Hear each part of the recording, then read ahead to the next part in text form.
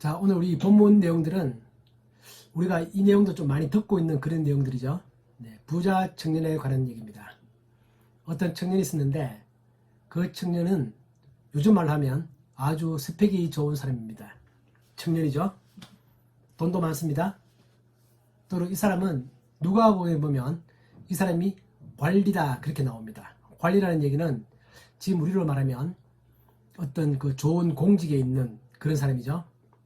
그 당시로 돌아가면 어떤 아마 회당장을 관리했던 그런 관리가 아닐까 그렇게 추측도 해봅니다. 청년이고 돈이 많고 사회적으로 명망이 있고 또 인품도 훌륭합니다. 우리가 봤던 것처럼 예수님께서 너희 계명을 다 지켜라 그렇게 말했더니 그 계명을 제가 어릴 때부터 계속 잘 지켜왔습니다. 더 이상 지킬 계명이 없을 정도로 제가 그 계명을 잘 지킵니다 라고 하는 거니까 사회적으로 도덕적으로도 거의 완벽에 가까운 훌륭한 사람이죠. 또 그러면서 그는 마음 가운데 뭔가 영생에 대한 갈급함도 가지고 있습니다. 예수님께 와서 제가 무엇을 해야 영생을 얻을 수 있겠습니까? 라고 하는 거니까 영적으로도 갈급함을 가지고 있는 뭔가 진리를 추구하고자 하는 그런 마음도 가지고 있는 거니까 요즘 우리말로 하면 이 청년에서 우리가 어떤 단점을 발견할 수가 없다는 겁니다. 그 완벽한 스펙을 가지고 있는 거죠. 결혼을 했나 안 했나 모르겠지만 결혼 안 했다면 정말 남편감으로서는 넘버원입니다. 부족한 게 없죠. 그런 사람이 왔다는 것입니다. 우리가 알고 있는 것처럼 이 마태복음 19장의 이 문맥을 우리가 잘 이해하는 게 중요한 게 뭐냐면 전문으로 제가 지난주에 말씀드렸던 것처럼 지금 예수님께서는 어떤 세상의 가치관과 기독교인들은 나의 제자들은 다른 가치관을 가져야 한다. 지금 그런 말씀을 하고 있는 중이고 그 가운데 몇 가지 주제가 있는 거죠. 우리 전번에 봤던 것처럼 가정의 소중함, 즉 이혼에 대해서 그리스도인들은 어떠한 가치를 가져야 하는가. 또 지난주에는 어린아이에 대해서, 즉 사회적으로 소외당하고 작은 자라고 보여지는 사람들에 대해서 그리스도인들은 예수님의 제자들은 어떤 자세를 가져야 하는가 라고 하는 것이고 오늘의 주제는 이 부자 청년을 통해서 재물에 관하여 돈에 관하여 그리스도인들은 어떤 생각을 가져야 하는가 라는 걸 말씀하고 싶어 하시는 것이고 이제 다음 주가 되면 역시 돈에 관한 얘기를 한 번 더 하고 그 다음에 가면 보상에 관한 얘기를 합니다. 그런 얘기를 쭉 이어가시는 그 중에 하나의 주제죠. 그리고 오늘의 이야기는 다음 주에 제가 말씀드릴 내용과 계속 연결되어 있는 내용입니다. 이거에 대한 예수님의 해석이 이제 다음 주에 나오는 거죠. 오늘은 이 사건 그 자체만 가지고 우리가 이제 보려고 합니다. 우리 지난주에는 어린아이가 나오는 것을 제자들이 막았죠. 어떤 부모들이 어린아이를 데리고 와서 예수님께 축복 기도를 받으러 왔더니 제자들이 지금 예수님 바쁘시다. 지금 바리새인과 지금 심한 논쟁을 하고 계신 중이다. 라고 하면서 오지 말도록 막았었죠. 오늘은 이 부자 청년에 대해서는 제자들이 막았다라는 말이 없습니다. 또 오히려 오히려 반대로 이 부자 청년이 예수님 말씀을 듣고 난 다음에 나는 안 되나 보다. 그리고 마지막 22절에 보면 근심함에 돌아갔고 그 밑에 내용들을 보면 이 제자들은 그 부자 청년이 돌아간 것에 대해서 그 부자 청년이 실망한 것에 대해서 오히려 자기들도 놀랐던 그런 장면들을 보면 이 제자들 입장에서는 지난주에는 어린아이를 데리고 나오는 것은 자기들이 막았지만 이 부자 청년이 오는 것에 대해서는 일종의 환영을 하지 않았을까? 라는 그런 추측도 우리가 해볼 수 있습니다. 그런데 그 결과는 정반대죠. 예수님께서는 어린아이에 대해서는 내게 오는 것을 금하지 말라. 그렇게 말씀하셨고 이 청년에 대해서는 예수님께서 어떤 따끔한 말씀을 하셔서 그 청년이 근심을 하며 돌아가게 만들었습니다. 제자들의 기대와 예수님의 대하신 그 태도는 전혀 다른 결과를 만들어내는 거죠. 그래서 우리는 혹시나 이런 오해를 할까 싶어서 미리 말씀드리는 건데 제가 지난주에 말씀드렸던 것처럼 어린아이라고 해서 원죄가 없고 다 구원받는다 그런 말 하고 있는 것도 아니고 또 부자 청년이라고 해서 무조건 다 구원을 받지 못한다 그런 말 하고 있는 거 아닙니다. 이 본문의 핵심은 하나님의 구원에 있어서는 그 누구도 차별이 없다라는 걸 말하고 있는 것입니다. 어린아이도 구원받을 수 있고 부자 청년도 구원받을 수 있고 또한 똑같이 어린아이도 하나님의 나라에 들어가지 못하는 경우도 있고 또 부자 청년도 하나님의 나라에 들어가지 못하는 경우도 있다. 구원은 모든 사람에게 차별이 없다. 그리고 우리가 알고 있는 것처럼 구원은 오직 어떤 사람들만이 구원을 받을 수 있습니까? 오늘 본문에 따르면 어떤 사람들만이 영생을 얻을 수 있습니까? 그것은 바로 오늘 본문에 나오지 않지만 성경 전체의 문맥으로 보면 이제 다음 주에 나오겠지만 하나님의 은혜로만 들어갈 수 있는 것이다. 그게 성경의 진리고 우리가 너무 익히 잘 알고 있는 그런 진리가 오늘 다시 한 번 더 이 부자 청년을 통해서 그렇게 나타나고 있는 겁니다. 그래서 이 부자 청년들 우리 생각을 좀 해보면 이 부자 청년이 와서 예수님께 와서 잘못된 출발점, 제일 처음 예수님께 나왔던 그 질문이 뭔가 문제가 있다라고 우리가 이제 발견할 수 있는 거죠. 그건 뭐냐면 선생님이요, 내가 어떤 선한 일을 해야 영생을 얻을 수 있습니까? 자기가 뭔가 해야 된다고 생각하는 것입니다. 내가 뭔가 착하게 살아야 된다고 생각하는 것입니다. 내가 뭔가 선한 걸 하고 싶은데 그래야 내가 구원을 받을 수 있고 영생을 얻을 수 있고, 근데 그 선한 게 무엇인가를 나는 알고 싶다. 이게 질문입니다. 근데 우리도 보통 이런 생각 많이 하죠. 교회 오시는 많은 분들도 이런 생각을 하고 교회로 나옵니다. 우리는 교회 오래 다니면서도 우리 머릿속에서는 이 생각이 떠나지 않습니다. 내가 뭔가 하나님 앞에서 내가 뭔가 선한 일을 해야, 그것이 뭐 전도가 됐든 교회 봉사가 됐든 남을 돕는 것이 됐든 뭔가 내가 선한 일을 해야 하나님께서 그 대가로 나에게 영생을 주지 않겠는가, 이런 생각을 은연중에 다들 좀 하고 있습니다. 제가 볼 때는 많은 그리스도인들이 마음 가운데는 그런 생각을 많이 하고 있다는 것입니다. 우리가 뭐 질문을 딱 하면 우리가 구원을 영생은 어떻게 얻습니까? 물어보면 하나님의 은혜로 얻습니다. 그렇게 답은 그렇게 하지만 자기 마음 가운데서는, 깊은 마음 가운데서는 뭔가 내 하나님께 드려야, 하나님 앞에서 내가 뭐가 정당하게 잘 행동을 해야, 내가 도덕적 삶을 살아야, 내가 봉사를 많이 해야 영생을 얻을 수 있지 않겠는가 라는 생각을 가지고 있다는 겁니다. 내가 목회를 잘해야, 내가 전도를 잘해야, 내가 장로로서 교회를 잘 섬겨야 하나님이 나에게 영생을 주지 않겠는가 라는 생각을 하고 있을 수 있는데, 이 부자 청년은 지금 그렇게 예수님께 나오는 것입니다. 그래서 예수님께서 그렇게 말씀하십니다. 너가 정말 어떤 일을 통해서, 너의 선한 일을 통해서 구원을 받을 수 있다고 생각하느냐? 그렇다면 계명을 지켜라, 그렇게 말하는 것입니다. 우리는 예수님께서 오늘 이 계명을 지키면 영생을 얻을 수 있겠다라고 말씀하신다고 해서 예수님께서 계명을 지킴으로써 영생을 얻을 수 있다라는 것을 말하고 있다고 오해하면 안 됩니다. 예수님께서는 그 청년이 지금 그렇게 다가오고 있기 때문에 그에 대해서 너가 선한 일을 해야 영생을 얻을 수 있다고 생각하느냐? 그렇다면 이미 성경에 나와 있다. 계명을 지켜라. 그렇게 말씀하십니다. 오늘 예수님께서 계명을 예를 드시는 걸 보면 대부분 다 10계명들이죠. 10계명들에서 다 뒷부분들입니다. 살인하지 말고, 간음하지 말고, 거짓증을 하지 말고, 이런 것들이죠. 10계명 후반부들. 사람에 대한 어떤 우리들의 태도, 그런 것들을 말하고 있습니다. 그랬더니 그 청년이 그것들을 다 지켰다고 말합니다. 이게 대단한 거죠. 사실 우리들은 이런 계명을 들이대고 예수님께서 우리 보고 너 이런 계명을 다 잘 지키고 있느냐? 라고 하면 우리들은 자신 있게 그렇게 말하지 못합니다. 이 청년은 그때 그런 답을 하면서 그 자체를 자기가 거짓말로 하거나 좀 키워서 말하거나 그렇게 말한다고 느끼지는 않습니다. 정말 이 청년은 어릴 때부터 그런 것들을 계속 지켜왔다고 보여집니다. 이와 비슷한 답변을 들어본 적 없으십니까? 바울이 똑같이 말을 합니다. 빌립보서에 보면 내가 유대인이고 나는 바리새인이고 나는 율법에 관한 한 나는 험이 없는 사람이다. 그렇게 바울이 그렇게 말합니다. 바울도 이 청년처럼 율법을 지키는 거라고 한다면 나도 자신 있는 사람이다. 정말 내가 율법을 어긴 적이 없다라고 그렇게 말하고 있는 것처럼 이 바울의 그런 답변을 보면 이 청년의 그 답변도 우리가 이 청년이 지금 거짓말하고 있다라고 생각되지는 않습니다. 그런데 중요한 것은 뭐냐면 이 율법을 지킴에 있어서 이 청년이 말하거나 또는 바울이 나도 빌립보서에서 내가 율법에 관한 한 흠이 없는 자다 그렇게 말할 때 거기서 지킨다는 것은 그 율법의 외형적 모습들입니다. 다시 말하면 살인하지 말라. 저는 살인 한 번도 안 했습니다. 저도 살인 한 번도 안 했습니다. 여러분 똑같으시죠? 나는 그 율법을 지켰다고 생각하지만 우리가 알고 있는 것처럼 산상순을 통해서 예수님께서는 살인하지 말라 그 계명을 완벽히 지키는 사람은 마음 가운데서 남을 한 번도 미워하지 아니한 사람이다. 그렇게 말씀하셨죠. 그래서 예수님의 기준에 따르면 살인하지 말라는 그 율법을 완벽히 지키는 사람은 이 세상에 한 명도 없다는 겁니다. 그런데 이 청년은 예수님이 그런 말씀을 그렇게 이해하는 게 아니라 십계명에 나와 있는 그대로, 문자 그대로 나는 한 번도 살인한 적이 없습니다. 따라서 저는 율법을 잘 지켜왔습니다. 그렇게 말하는 거죠.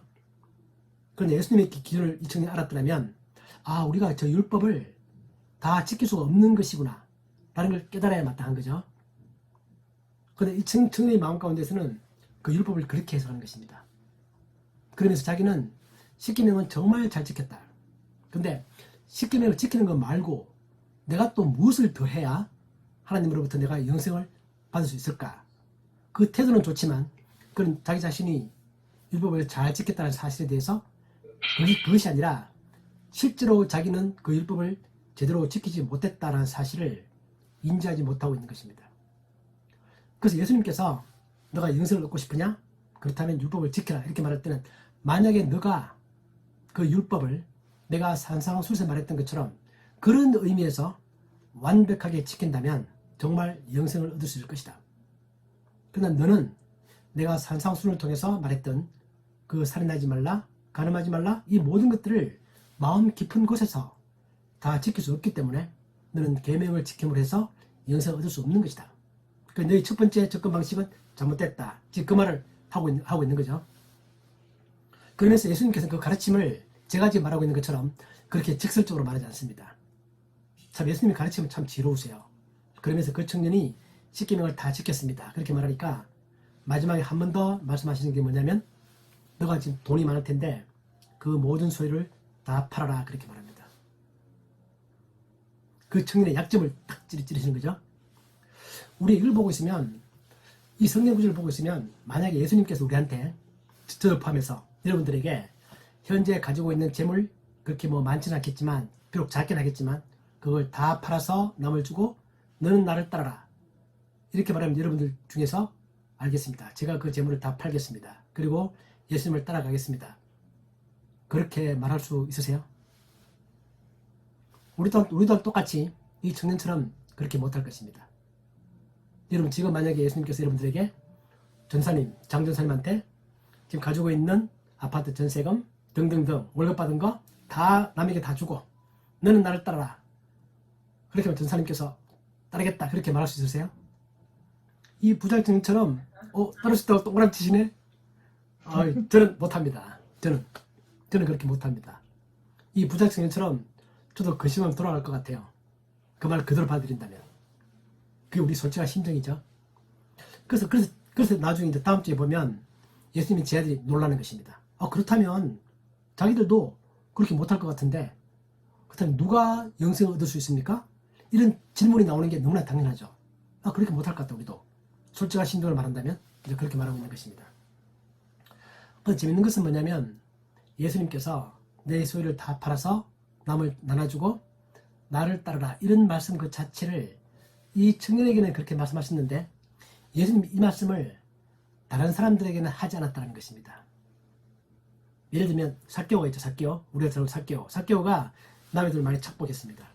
그건 예수님 만나고 난 다음에 그거 회개하죠. 그 삭개오가 뭐라고 말하냐면 자기 재산의 전부를 다 남들에게 주겠다. 그렇게 말하지 않습니다. 삭개오가 뭐라고 말하죠? 누가복음 보면 내 재산의 절반을 팔아서 남에게 다 나눠주겠다. 그렇게 말합니다. 내가 남에게 착복한 게 있으면 그건 몇 배나 다 갚겠지만 내가 이미 정상적으로 벌어들인 내 재산에 대해서는 절반을 팔겠습니다. 절반 대단한 거죠. 그럴 때 예수님께서 삭개오에게 왜 절반을 남기냐? 다 팔아라. 그렇게 말하지 않습니다. 절반만 팔겠다. 그렇게 말할 때 구원이 이 집에 임했다. 그렇게 말합니다. 그러니까 예수님은 재산 그 자체 절대 액수가 중요한 게 아닙니다. 지금. 재산에 대한 그 사람의 마음의 태도가 무엇인가를 보고 있는 것입니다. 또 우리가 알고 있는 것처럼 아리마대 요셉이 있죠. 나중에 예수님의 시체를 그 부자의 무덤에 모셨던 아리마대 요셉. 아리마대 요셉은 성경에서 명확하게 그는 부자였다고 말합니다. 아리마대 요셉은 자기 재산을 다 팔아서 남을 다 나눠준 사람이 아닙니다. 또 우리가 알고 있는 것처럼 니고데모, 밤에 율법학자인 니고데모가 와서 예수님께 어떻게 해야 천국을 얻을 수 있는 것이냐 그래서 예수님께서 너는 거듭나야 한다. 그렇게 말씀하시는 것이지, 니고데모도 역시나 돈이 좀 많았던 사람으로 보여질 텐데 니고데모에게 너의 재산을 팔아라 그렇게 말하지 않습니다. 이 차이가 무엇인가요? 이 차이는 예수님께서 그 사람의 마음 가운데 가장 중요한 것이 무엇인가를 간파하시고 그것을 말씀하시는 것입니다. 니고데모나 아리마대 요셉은 또는 삭개오 같은 경우는 재물이 그들의 마음 가운데서 가장 큰 비중을 차지하고 있지 않습니다. 그래서 이 부자 청년은 그 마음 가운데 가장 우선순위를 가지고 있는 것은 그 청년의 경우에는 그것이 돈이라는 것입니다. 그것에 대해서 예수님께서 그 돈에 관하여 지금 말씀하십니다. 만약 우리가 우리 마음 가운데서 여러분 각자가 한번 생각해 보십시오. 내가 정말 하나님과 비슷한 위치에 뭔가 내가 소중하고 생각하는 게 무엇입니까? 그것이 나의 자녀입니까? 나는 하나님 앞에서 나는 내 자녀를 포기할 수 없다. 또는 그것이 나의 명예입니까? 나는 내 명예가 무너지는 것은 내가 참을 수가 없다. 또는 그것이 나의 건강입니까? 또는 나의 돈입니까? 사람들마다 그게 각자가 다 다를 수 있습니다. 그죠? 그것을 예수님께서는 그 사회에 맞춰서 그 사람에게 딱 말씀하시는 것입니다. 이 청년의 경우에는 돈이 이 사람의 마음 가운데 가장 중요한 것으로 자리 잡고 있구나. 그래서 예수님이 그걸 딱 찌르시는 것입니다. 아리마대 요셉이나 니고데모나 삭개오는 그 마음 가운데 그들이 재물을 가지고 있지만 그 재물이 하나님만큼이나 높은 위치에 그 사람들의 마음 가운데는 자리 잡고 있지 않습니다. 그 사람들은 예수님께서 그 재물에 관하여 언급하실 필요가 없습니다. 만약 삭개오가 니고데모나 아리마대 요셉이 명예심이 그 자리를 잡고 있다고 한다면 예수님께서 그 명예를 버려라 그렇게 말씀하실 것입니다. 그래서 우리가 이 부자 청년을 통해서 예수님이 말씀하시는 것은 너희 마음 가운데 하나님과 비교해서 적어도 너가 영생을 얻고 싶어하는 마음도 알겠고 율법을 잘 지키고 싶어하는 마음을 알겠는데 그 마음 가운데에서 나는 이거는 못 버리겠다. 내가 아무리 영생이 주어지고 하나님이 나를 사랑한다고 하고 내가 구원의 길을 얻는다 하더라도 나는 이것만큼 내가 버릴 수 없는 게 있어 라고 말한다면 그것을 버려라 그렇게 말씀하시는 것입니다. 그래서 예수님이 말씀하시고 싶으신 것은 우리들의 삶 가운데 최고의 우선순위를 가지고 있는 것이 무엇인가? 그것을 너는 버려야 한다는 겁니다.